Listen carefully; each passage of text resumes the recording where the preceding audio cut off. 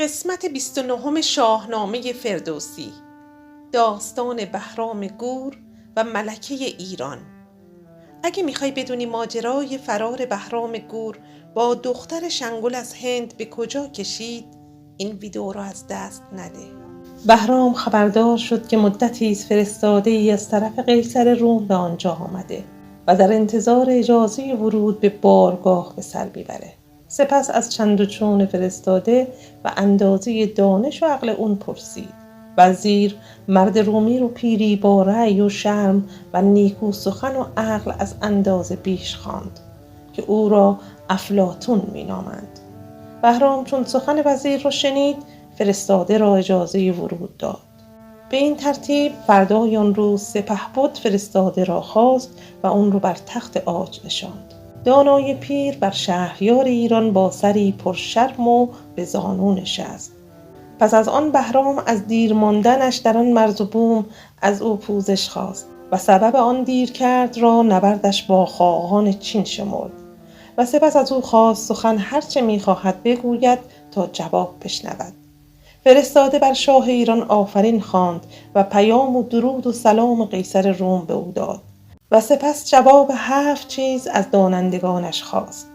اول بیرون و دوم درون هر چیز چیست، سوم بالا و چهارم پایین چیست و پنجم بیکران کدام است و ششم خوار کیست و آن که نامش فراوان است و فرمان روایی سزاوارش است چیست.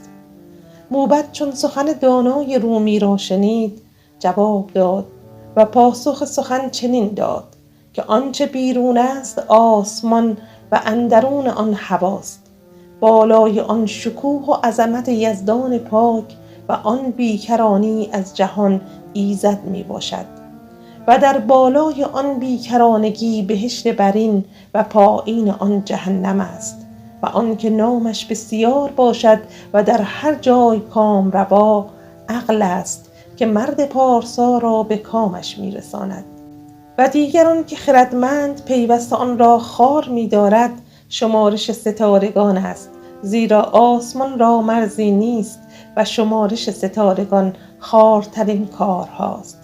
بهرام که سخندان قیصر را پسند آمده بود، وی را بنواخت و از آن سخنها دلش مانند گل بهار خرم شد و چون فرستاده قیصر قصد بازگشت کرد، شهریار دستور داد تا خلعتی آراستند و مرد دانای رومی را با دینار و گنج و نقره و طلا و اسبان زرین روانه دیار روم نمود. چون بهرام از کار دانای روم فراغت یافت، همه بزرگان و سرداران را خواست و پند و اندرز داد و از ایشان خواست تا عدل و داد پیشه کنند و پیوسته شکرگزار ایزد یگانه باشند، خون بیگناه بر زمین نریزند و بسیار سخنها از این دست به ایشان گفت.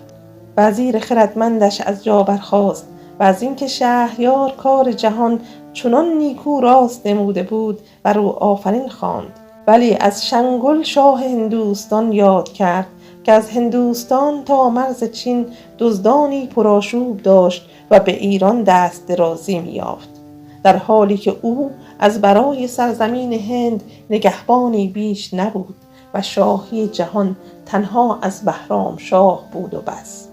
بهرام چون سخن وزیر را شنید، جهان در پیش چشمش تیره و تار شد.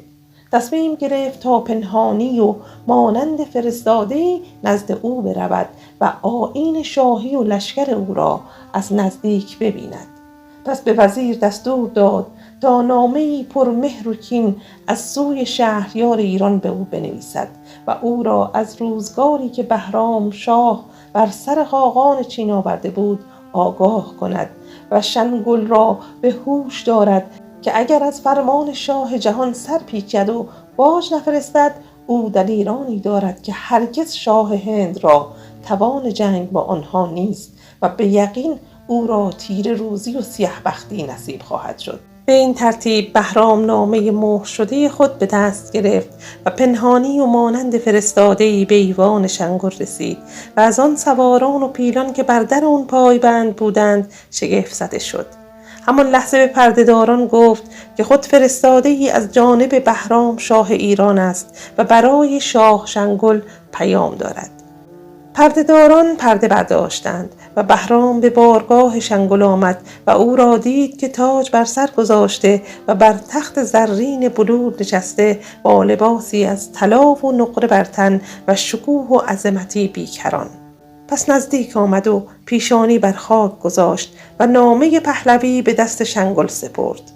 شاه هندوان چون آواز بهرام را شنید او را بر تخت زر نشاند و دبیرش را از برای خواندن نامه پیش خواند. چون پیام بهرام گور را شنید دلش پراندیشه و رخش زرد شد و به فرستاده گفت تا تندی و شتاب نکند و او خود با شاه ایران هماهنگ نخواهد بود، زیرا او از نظر دانش و هنر و رأی بالاتر از بهرام است و سپاهیان بیشمار و فیلان و اسب‌های بیش از اندازه دارد که زمین توان آن ندارد. همچنین گنج و سکه‌های طلا و نقره فراوان در نهان دارد و تاج و تخت شایسته اوست، نه چون بهرام که از شاهی تنها به زبان بهره دارد و بس. به فرستاده هشدار داد که اگر در آیینشان چنین بود که می توانستان فرستاده را بکشند، به یقین سر از تنش جدا می ساخت. بهرام چون آشفتگی شنگل را دید از او خواست تا تخم تندی نکارد و اکنون 100 سوار از هندوستان انتخاب کند و به جنگ با ایران بفرستد تا چنانچه دلیری از هندوستان پیروز شود هیچ باج و خراج از او نخواهد گرفت. شنگل سخن بهرام را قبول کرد و به این ترتیب ایوانی خرم و بزمی به فرمان شاه آراستند و سفره‌ای در پیش شنگل و بهرام انداختند. شنگل تصمیم گرفت در بزمی که به پا کرده بهرام رو مورد زورآزمایی قرار بده. برای همین دستور داد تا 2 تن زورآزمای رو به کشتی نزد بهرام بفرستند. ولی هیچ کدام از آن مردان شایسته شنگل در مقابل برز و بالا و زور بهرام تاب و توان نیاوردند و چنان بر زمین افتادند که استخوانشان شکست و رنگ از رخسارشان پرید.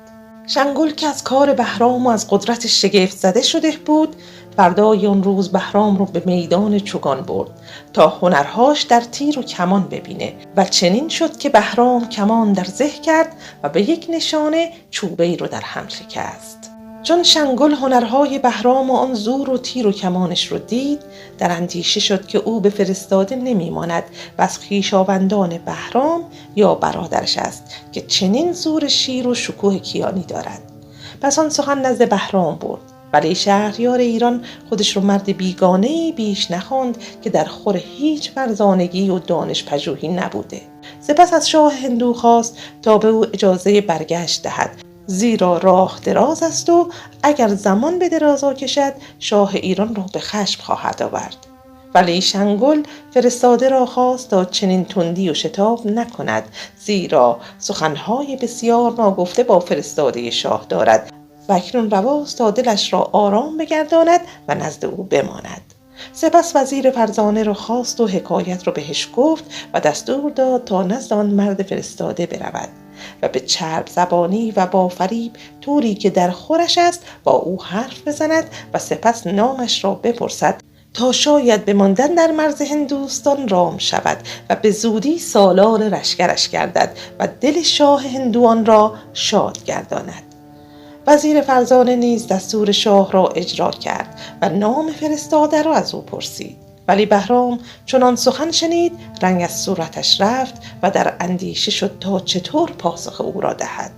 عاقبت چنین جواب داد که ایرانیان را دین و آیین به گونه‌ای دیگر است و او خود نمیتواند که از دینشان و از فرمان بهرام سرپیچی کند و در هند بماند، زیرا اگر بهرام از ماجرا آگاه شود سرزمین هندوستان را به خاک و خون خواهد کشید و سرش را از تن جدا خواهد ساخت. و سپس نامش را برزو خواند و گفت که آن لقب را شاه و هم پدر و مادرش بر او نهادند. اگه از این ویدیو خوشتون اومد حتما کانال منو سابسکرایب کنید و زنگوله رو بزنید تا از ادامه داستان جا نمونید.